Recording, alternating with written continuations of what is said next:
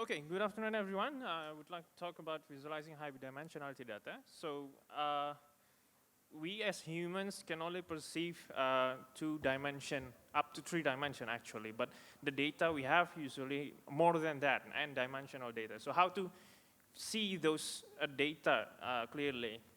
So what I'm going to talk about today is about dimensionality reduction to understand your data better. So first, I would like to introduce you to this digit recognition data, which is at 8x8 images of handwritten digits.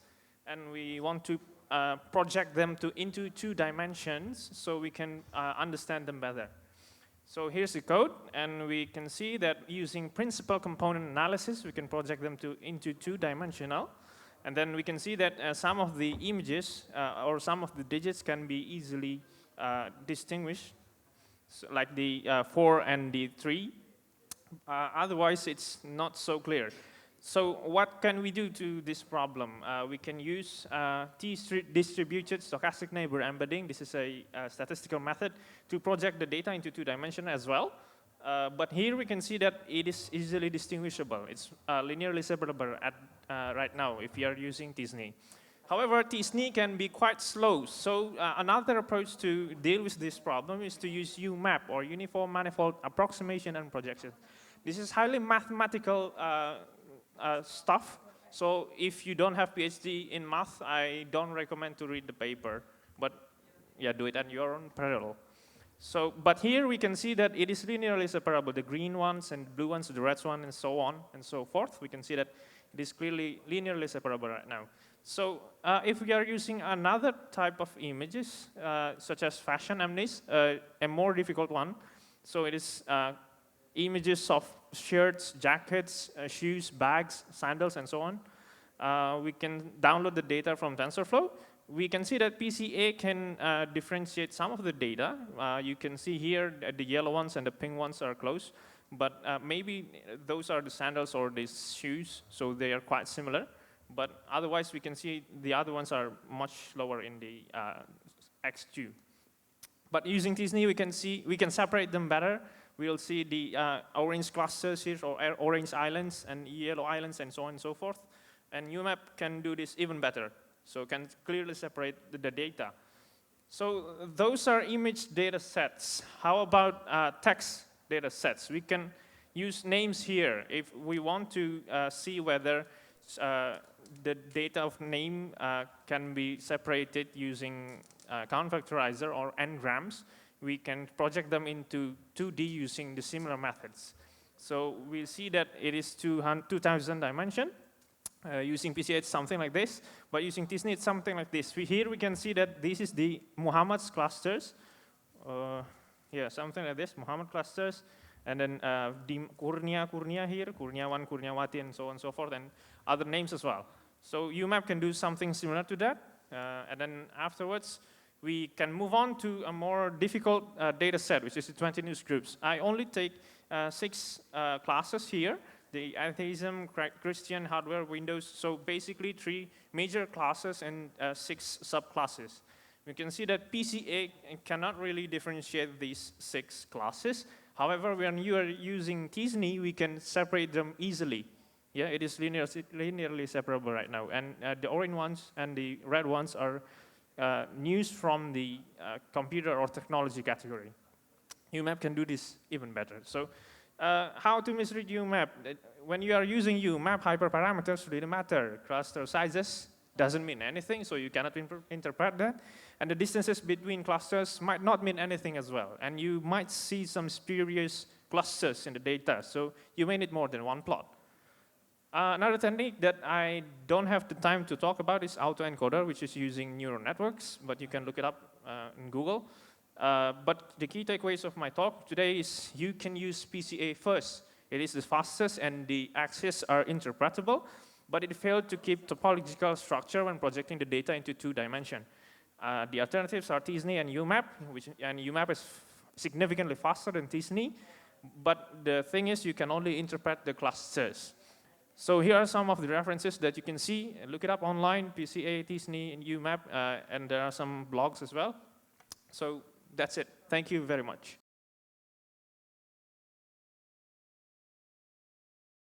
Oke, selamat sore teman-teman. Aku pakai bahasa Indonesia aja ya biar lebih cepat.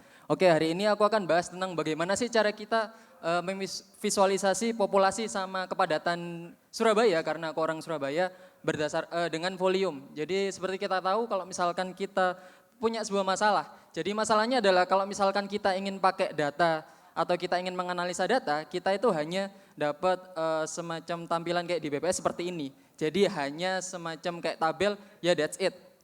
Oke, terus permasalahannya adalah bagaimana kalau misalkan kita ingin mengkomparasi, kira-kira wah daerah misalkan kalau kalian di Surabaya Utara atau Surabaya Barat, itu sepadat apa sih kira-kira? That's why kita pakai solusinya adalah aku membagi menjadi 3, yaitu kita cari datanya, lalu kita cleansing, kita bersihkan datanya, baru kita visualisasi. Yang pertama adalah kita mengambil datanya terlebih dahulu. Di sini karena BPS sebenarnya ada fitur bisa kita download datanya, sayangnya ketika aku mau mendownload ternyata nggak bisa. Jadi aku harus menggunakan cara yang sedikit sulit yaitu menggunakan scraping. Meskipun scrapingnya juga nggak susah-susah banget sih.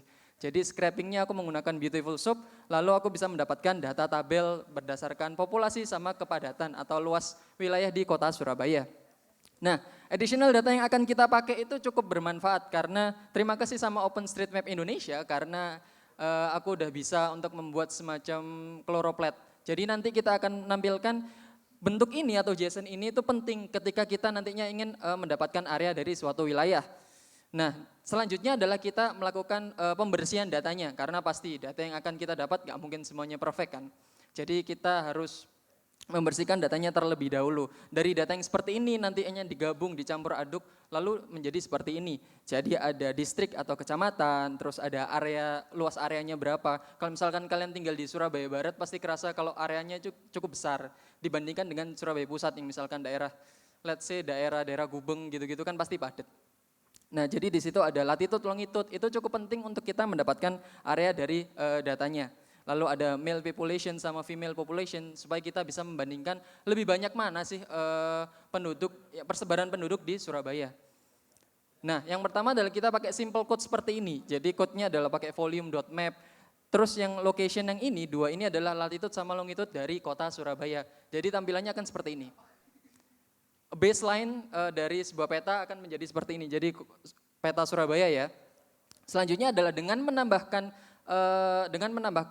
bukan sedikit sih, ini banyak banget codingnya. Jadi bisa dilihat kalau misalkan ada circle maker lah, ada warna, color green segala macam. Di sini tujuannya apa? Tujuannya adalah untuk menambahkan data yang tadi ada latitude sama longitude-nya menjadi seperti ini. Jadi di sini aku bisa ngeplot kira-kira di sini ada titik-titiknya total kalau aku nggak salah Surabaya punya 30 kecamatan. Nah, di sini akhirnya dari sinilah muncullah kita bisa menggunakan yang namanya GeoJSON tadi yang dari OpenStreetMap Indonesia. Dari yang ukurannya seperti ini, jadi kita akan mengkomparasi berdasarkan per square kilometer.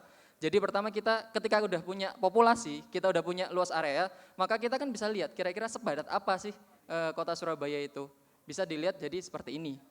Nah, di sini kelihatan kalau misalkan ternyata di daerah-daerah Surabaya Barat itu ternyata itu masih sangat kosong dalam tanda kutip. Karena kalau kita lihat semakin hijau artinya semakin padat. Bisa dilihat di daerah-daerah Surabaya Pusat yang benar-benar dia itu cuma kecil tapi penduduknya besar atau penduduknya banyak banget.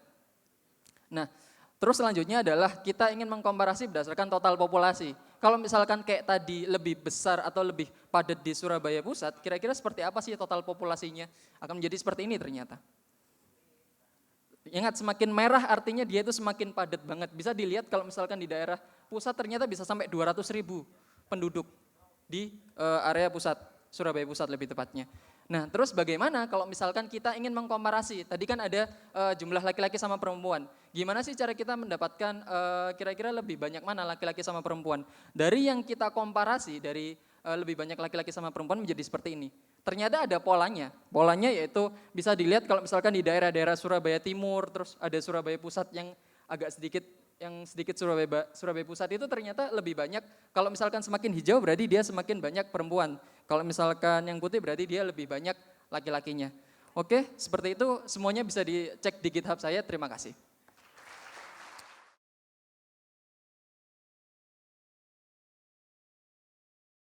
My name is Dima Maharika Dinama and I'd like to present about programming for kids. So,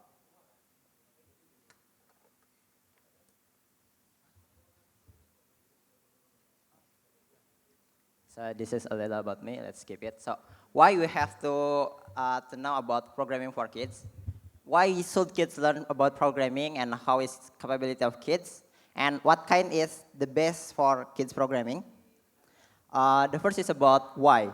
So with programming, kids can learn how to think and learn about problem solving, expand creativity, complete a challenge, prepare for the future, and the mostly is about having fun. Because children must be taught about how to think, not what to think. But there's a little problem here. So how's kid capability for learning about program? So they are good at read short sentences, building something, playing toys, or doing something goal-based, and doing something simple yet creative. But they don't really good at write long sentence, doing something complicated, long-term focus, read too many words. So what kind of programming is the best for kids? So I think it's about blocks programming. Blocks programming is widely used right now. And why it's perfect for kids? Because it's unique.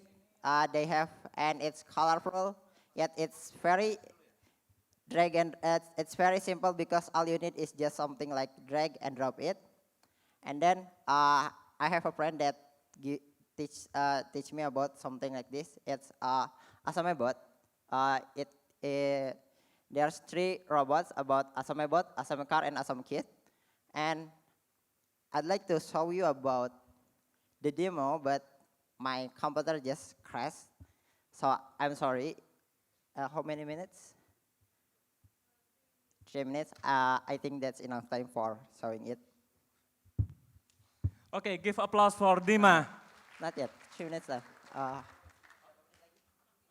3 minutes. There's still time. I'd like to show it. Okay. I'm sorry. Can change the, okay. Here we go.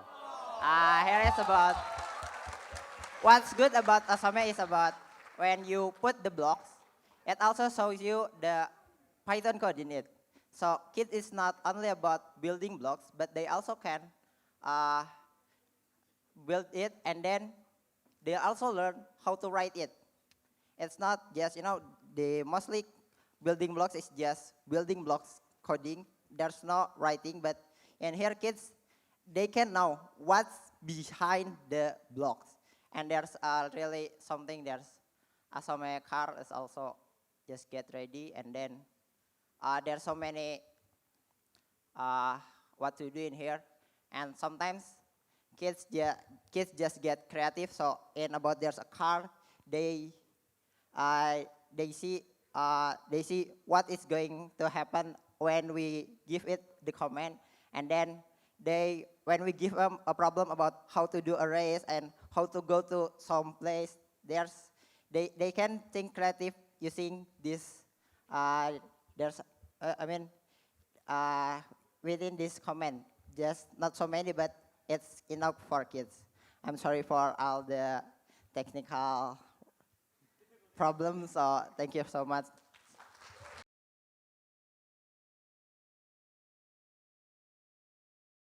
Hello everyone. Since this talk there is no Q&A sessions, so if there is whoever was, you can ask me directly after the sessions.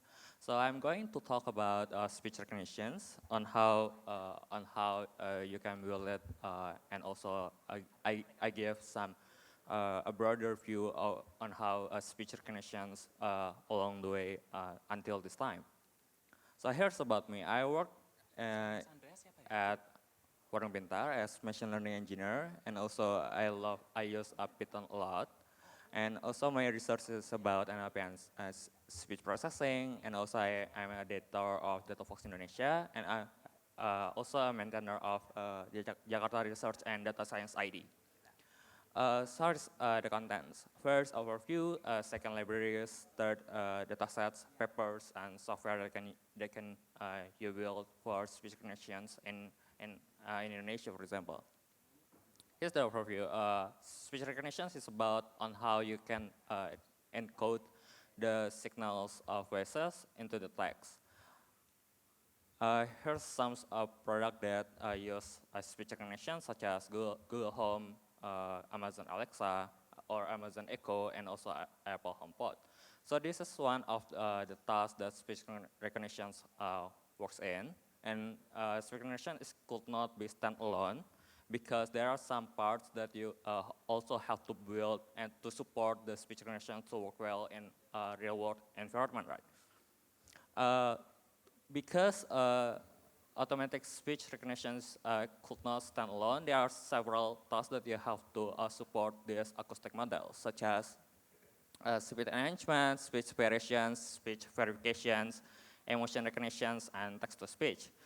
Speech enhancement is about on how you can reduce the noises on environment. Speech variation on how you can separate two or multiple sources in the environment. Speech verifications is about on how you can recognize given samples of voice.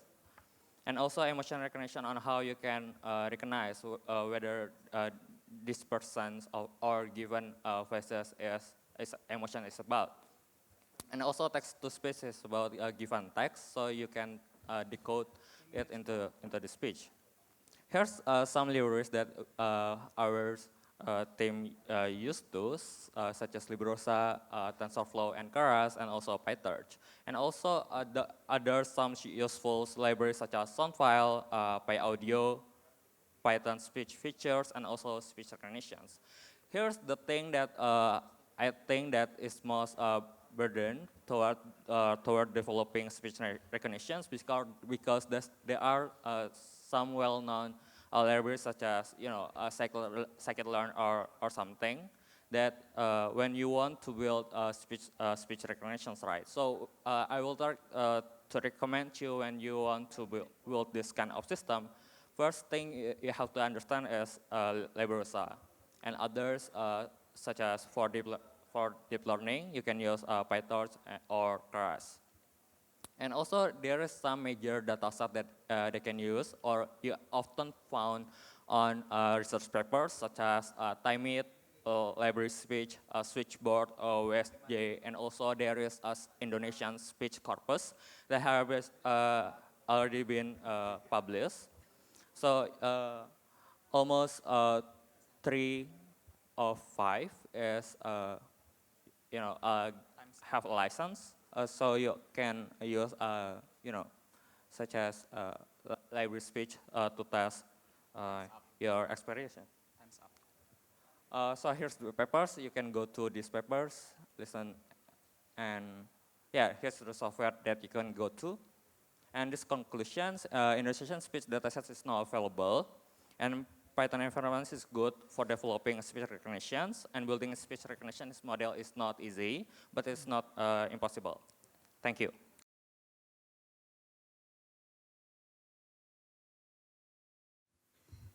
Bismillahirrahmanirrahim. Assalamualaikum warahmatullahi wabarakatuh. First thing first, I will deliver this talk using bahasa, so let's get started. Pandas Python for Data Science. Nah, jadi Pandas itu apa sih? Pandas itu sebuah library open source yang digunakan untuk melakukan sebuah analisis data di bahasa pemrograman Python. Nah, Pandas dapat juga digunakan untuk membaca atau mengelola data dari berbagai macam format. Nah, Pandas juga dapat menganalisa time series data dan teks data, dan di Pandas sendiri itu sudah ada built-in visualization di dalamnya. Dan yang paling penting adalah Pandas ini sangat mudah untuk dipelajari. Nah, di Pandas ada yang namanya data frame. Data frame merupakan primary struktur di Pandas yang sering digunakan, yaitu contohnya adalah yang di pojok kanan bawah. Nah, itu bagaimana cara kita membuat data frame yang sederhana, hasilnya adalah seperti itu. Ada kolom yang namanya name, terus age, dan isinya Malik, Umar, Uzair, Alita, Silid, dan Shaila. Kemudian adalah yang kalau misalkan jadi sneak peek, Pandas itu ada yang namanya series dan data frame. Jadi series itu merupakan data frame yang satu kolom. Jadi isinya yang di pojok kanan atas itu series. Nah, kalau data frame itu di bawahnya. Terus ada yang namanya ilog dan log. Itu kalau misalkan saya bahasakan, itu adalah cara kita mengambil data atau mengquery dengan rentang tertentu. Nah, yang di pojok kanan bawah itu adalah salah satu visualisasi di Pandas menggunakan bar. Nah, di Pandas sendiri juga ada visualisasi yang seperti yang saya jelaskan tadi, itu sudah ada visualisasi bawaan, contohnya seperti bar plot, histogram, box plot, density, area, scatter plot, hexagonal, sampai pie plots yang biasanya berbentuk lingkaran. Nah, di Pandas juga dapat diintegrasikan dengan berbagai macam visualisasi library, contohnya Seaborn, Altair, Plotly, ggplot, Bokeh, sampai Qt Pandas apabila kalian ingin membangun sebuah aplikasi desktop dan lain-lain. Nah, Pandas juga bisa digunakan untuk mengelola data dengan berbagai macam format, contohnya JSON, CSV, SQL, Excel, dan sebagainya. Nah, kemudian ini adalah cara kita bagaimana mengambil suatu data lalu menyimpannya dengan format yang berbeda. Nah, kemudian adalah Pandas at Extreme Performance, ini menggunakan GPU. Ini artikelnya bisa dilihat di situ. Nah, ada yang namanya Rapids. Rapids merupakan open source GPU yang dibantu kembangkan oleh NVIDIA untuk bahasa pemrograman Python. Nah, di Rapids ini ada yang namanya CODF. CODF merupakan itu gampangannya kita mau melakukan operasi Pandas tapi lewat GPU. Nah, itu sudah ada yang namanya CODF. Jadi kalau misalkan ini adalah salah satu contohnya, kalau misalkan diperhatikan dengan baik-baik, itu sintaksnya, nama fungsi sama parameter di dalamnya itu sama. Yang membedakan hanya import CODF sama Pandas saja, selebihnya sama. Dan ini salah satu kita melakukan operasi di sebuah data set menggunakan file 1,2 GB JSON. Nah, baiklah, sekian dari saya. Kalau misalkan mau ingin tahu data science lebih banyak, silakan gabung dengan DSI Jatim. Wassalamualaikum warahmatullahi wabarakatuh. Waalaikumsalam.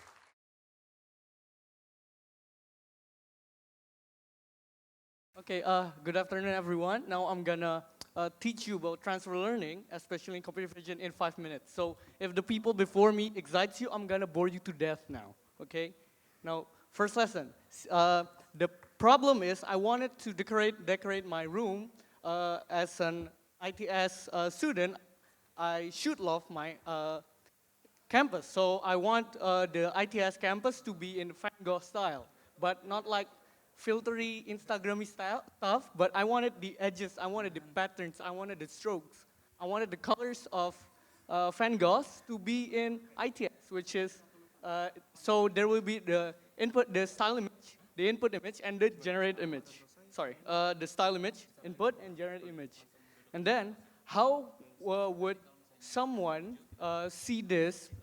How would someone say if the input or style image is mirip or kind of the same, but not exactly the same? So like every good mathematician, if they don't know how to map something, they just take a vector and map into one dimensional space, an nth dimensional space. This is what humans can actually visualize, the two-dimensional, x and y, and then the three-dimensional, but as a representation, as a picture representation or a vector, 3 dimensions is not enough. So we needed more dimensions. So I use what's called CNN. I assume everyone had already knew about this. So, but one stack of CNN, one layer CNN is actually not enough. So I use the bigger godfather of computer vision, which is VGG, which is transfer learning, which is already trained based on, I don't know, 1,000 classes, 15 million images, and had already beautifully vectorize those images and map it into what is called a feature layer, a feature map. So, as you can see, it can detect edges, patterns, brush strokes, colors, every single thing about those images. So, I'm gonna make my input image, which is shown here, and the style image to be what is called the content and the style, which I wanted to make my generated image as has the style of my style image and had subjects and objects of the content image.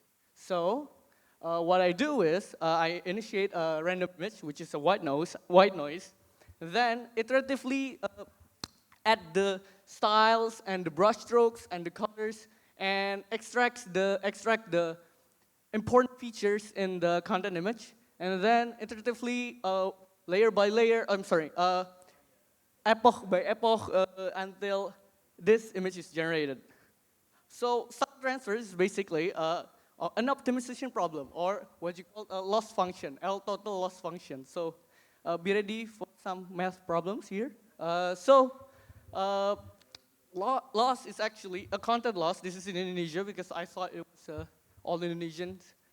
So content loss is actually the thing that we need to preserve, and the style is actually the thing that we need to create, but we don't want the exact pixel sequences. We just needed the patterns and the strokes and the texture. So in each iteration, yada yada yada yada, I cite neural transfer PyTorch implementation from GitHub and added the parser, so I can make a bash script that uses a content image, style, etc., etc. And then this one script, I'm gonna stack them 5 times, which uses this. So the init image, the first iteration is the random initiation, which is a white noise image. And then the second epoch, I'm gonna init the image from the output of the first epoch.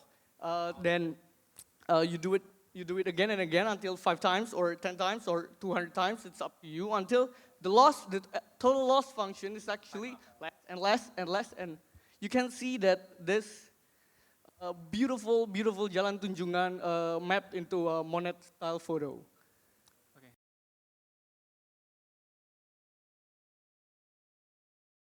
Assalamualaikum warahmatullahi wabarakatuh. Oke, saya Rizky. Saya sekarang aktif sebagai part-timer di Mozilla Tech Speaker. Saya juga sempat founding Python Conference Indonesia di 2017. Saat ini full-time farmer sama programmer. Oke, I'm gonna talk about a smart ecosystem with Mozilla IoT because Mozilla recently announced their project WebThings. So, ekosistem karena saya petani, jadi ini ekosistem yang biasa saya temukan di sehari-hari. Ada house, ada livestock, ada farm, ada lighting di sekitar pertanian saya gitu. Jadi bagaimana saya bisa nge-automasi semuanya. Jadi saya nggak perlu mikirin kapan lampunya nyala, kapan saya harus ngecek kandang saya, kapan saya harus cek tanaman saya. But, smart ecosystem, come at me bro. Problemnya kalau saya pakai gateway yang ada sekarang itu kayak Google Nest, punya Microsoft, punya Amazon, itu ada yang nggak smart, yaitu privacy. Di situ privacy kita nggak ada sama sekali, nggak dilindungi dan lain sebagainya. Itu kendalanya, karena saya pengen semua kegiatan saya, itu hanya saya yang tahu, aktivitasnya semuanya only me. Jadi, stop it, Jutaan orang tidak menyadari kalau semua itu yang punya Google dan lain sebagainya itu sebenarnya spying toys. It's everywhere, spying toys, trust me. So Mozilla punya project namanya WebThings. Dan kalian bisa gunakan Python, MicroPython, kalian bisa gunakan JavaScript dan bahasa-bahasa lainnya untuk connect ke WebThings ini. Sederhana. Jadi semua yang ada di Microsoft tadi dan lain sebagainya itu protokol apa-apa semuanya itu sudah disediakan oleh WebThings ini. Dan aksesnya, servisnya itu lewat Web API. Nah, key integrasinya seperti ini, sederhana. Terus kalau mau bikin itu simple. Kalian tinggal bikin aja seperti ini, contohnya ini pakai ESP32 ada sensor. Lalu semua ini itu dikonekkan semuanya ke gateway-nya Mozilla. Nah, itu ada dashboard-nya udah dibuat. Nah, di situ udah dibuat semua. Jadi ketika kalian mau kontrol lampu, mau kontrol tanaman kalian, semuanya ada di situ. Kalian tinggal hacking aja WebThings gateway ini ngelakuin apa yang kalian mau. 2 minutes. Terus di situ ini contohnya ada plugthings. Jadi di sini ada beberapa parameter di sini. Kita bisa set frekuensinya, kita bisa atur powernya, kita bisa atur voltage-nya. Itu terserah kalian. Kalian bisa hack di sini, bebas. Lighting saya, kalian juga bisa hack color dan lain sebagainya. Bukan cuma itu, kalian bisa set automation di dalamnya. Ini jadi ketika door terbuka, apa yang akan terjadi? Itu udah tersedia semua. Kalian tinggal build pakai MicroPython, pakai Python dan konekin ke API-nya, itu done. Nah, ini contohnya, kalau mau sampel project-nya kita udah bikin boilerplate-nya di nama Vanessa, so funny, WebThings boilerplate, atau kalian bisa cari referensi di Mozilla WebThings. Dan karena saya full time gamer, kalau mau follow silahkan. Thank you.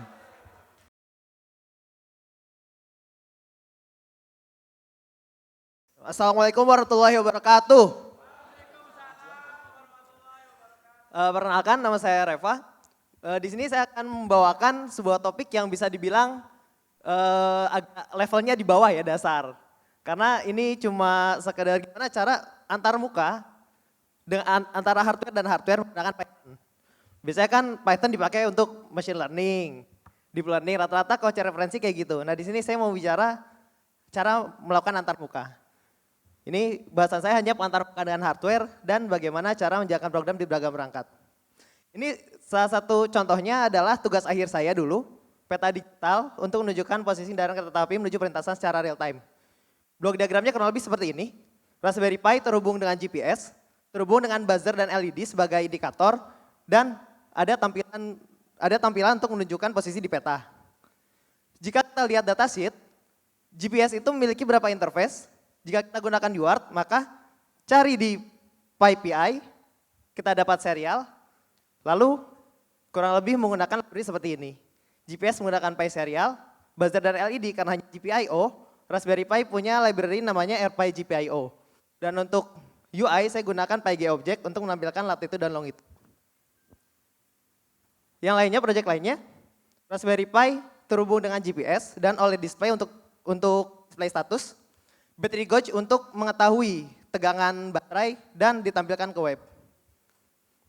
Dari data kita ketahui, OLED display menggunakan komunikasi I2C dan battery gauge pun I2C, GPS dan radio menggunakan UART. Ini kalau bingung, lihat di datasheet aja, pokoknya kayak gini. Nah, ini library-library yang bisa digunakan. Untuk web bisa menggunakan Flash, UART, PySerial, dan I2C bisa menggunakan SMBus 2. Tapi untuk OLED, kalau kita lihat di deskripsinya, dia menggunakan SSD 1306 yang didukung oleh library Luma OLED. Jadi kita gunakan saja library Luma OLED untuk OLED display. Sedangkan untuk battery gauge, ini karena tidak ada library-nya, jadi harus kita buat sendiri. Kita bisa lihat di datasheet-nya, banyak tulisan ya. Nah, di situ ada kontrol, ada voltage, bla bla bla, dan ini ada cara membacanya. Lalu jika kita ingin menuliskan kontrol menggunakan library SMBus, kurang lebih seperti ini codingannya. Baca register, dapat nilai, atur-atur, ditulis lagi. Dan ini kalau misalkan berurusan dengan hardware, biasanya kita urusannya sama MSB, LSB, Big Endian, Little Endian. Nah ini salah satu cara untuk mengakali jika sistem kita Little Endian, yang antar muka Big Endian. Ini agak teknis sih sebenarnya. Jadi ya seperti ini untuk cara bacanya. Dan bagaimana jika kita ingin menjalankan di beragam perangkat seperti Raspberry Pi, BeagleBoard, Boundary Device, atau mungkin di ZenQ dan X86 yang berbeda arsitektur. Kita hanya perlu menyesuaikan codingan kita seperti Raspberry GPIO diganti GPIO, pasang Python di sana dan library-library-nya, lalu voila, programnya jalan. Nah, bagaimana untuk aplikasi time critical? Saya tidak menyarankan menggunakan mini komputer karena terlalu banyak proses di belakang. Jadi untuk time critical dapat digunakan microcontroller. Dan ada MicroPython, yaitu Python untuk microcontroller. Ada device-nya, bisa pakai STM32. Tapi saya prefer menggunakan bare metal karena MicroPython ini sebenarnya bisa dibilang real time OS untuk microcontroller. Jadi masih ada lain-lainnya lah. Nah, itu tadi pengalaman saya untuk melakukan antarmuka dengan hardware menggunakan Python. Jika ada pertanyaan atau diskusi bisa langsung hubungi saya melalui Telegram @muhammadreva. Sekian, maaf atas segala kurangan. Wassalamualaikum warahmatullahi wabarakatuh.